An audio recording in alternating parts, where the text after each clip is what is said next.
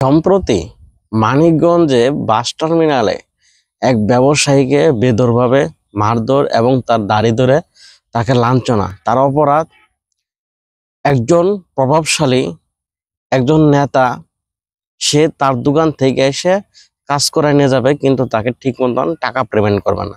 টাকা চাইলে পরে সে বলে, তুমি আমাকে চেনো, আমি কে? যখন এইসব ঘটনা বলে তখন তার কেমন লাগে? সে তো সেখানে ব্যবসা করতে পড়ছে, সে সেখানে তো মানুষকে বাকি দেওয়ার জন্য সবসময় তো বসে নাই। এবং সে কাজ করার বিনিময়ে তাকে যখন অর্থটা ঠিক মতো দিতে না মনে চায়, তখন ওইসব লোককে কি বলতে মনে চায়? যারা এই যে এলাকায় বসে থাকে প্রভাব খাটায় একজন লোককে হেনস্থ করার চেষ্টা করে প্রতিনিয়ত, তারা কোন ধরনের লোক?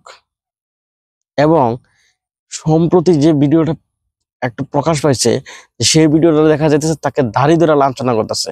তাকে তো দাড়ি ধরে লাঞ্ছনা করার অধিকার তার নাই। একজন লোক, সে মুসলিম, তার রাত দাঁড়িয়ে রেখে তার সুন্নত, সে দাড়ি ধরে তাকে লাঞ্ছনা করছে এবং তাকে গালমন্দ করছে।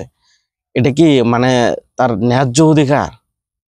সে টাকা চাইছে, তুমি তার কাছ থেকে কাজ করার নিবা, সে সেখানে তো ব্যবসা করতে দিতে বইছে।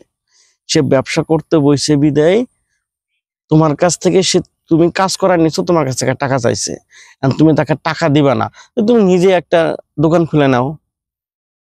তুমি এত বড়ই নেতা যে তুমি তাকে লাঞ্ছনা করলা, তাকে টাকাও দিবা না, তাকে গালমন্দ করলা। এইভাবে লুটপাট করে কয়দিন খাবা? ক্ষমতা কি চিরস্থায়ী? ক্ষমতা তো চিরস্থায়ী থাকে না। এই তোমরা লুটপাট করতেছো, তোমরা খাইতেছো, একসময় কিন্তু এটা থাকে না।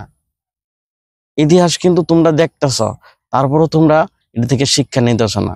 তোমরা কবে শিক্ষা নেবা তাও জানা নাই।